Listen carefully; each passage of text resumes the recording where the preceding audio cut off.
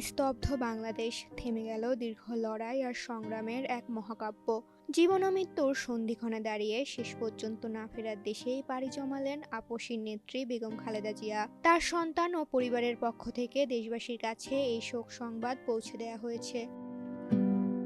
বেগম খালেদা জিয়াকে নিয়ে একটি আবেগঘন বার্তা দিয়েছেন তার ছেলে তারেক রহমান। তারেক রহমান লিখেছেন, তিনি ছিলেন কেবল একজন নেত্রীই নন, বরং এক মমতাময়ী মা এবং পরিবারের আলোকবর্তিকা। তারেক রহমান তার পোস্টে আরও উল্লেখ করেন, তিনি সমগ্র জীবন উৎসর্গ করেছেন দেশ ও মানুষের জন্য। আজীবন লড়েছেন স্বৈরাচার, ফ্যাসিবাদ ও আধিপত্যবাদের বিরুদ্ধে। ত্যাগ ও সংগ্রামে ভাস্বর হয়েও তিনি ছিলেন আমাদের পরিবারের সত্যিকারের অভিভাবক। গণতন্ত্রের জন্য তার এই পথ চলা ছিল কণ্টকাকীর্ণ।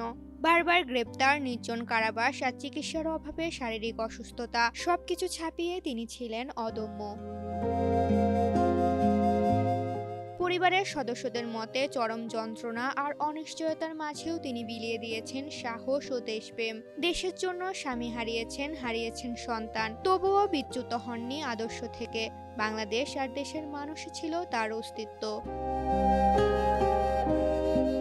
তিনবারের নির্বাচিত প্রধানমন্ত্রী হিসেবে দেশের শিক্ষা, নারী উন্নয়ন ও অবকাঠামোতে তিনি রেখেছেন অবিস্মরণীয় অবদান। তার মৃত্যুতে কেবল একটি রাজনৈতিক দলের অভিভাবক নয়, বরং বাংলাদেশ হারালো এক অতন্দ্র প্রহরীকে। জনসেবা, ত্যাগ আর সংগ্রামের যে ইতিহাস তিনি রেখে গেছেন, তা বাংলাদেশের গণতান্ত্রিক পরিক্রমায় চিরস্মরণীয় হয়ে থাকবে।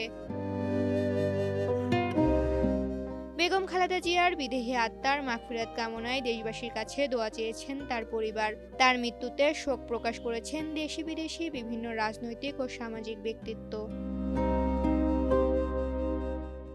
ঋতুপর্ণা, জনকণ্ঠ।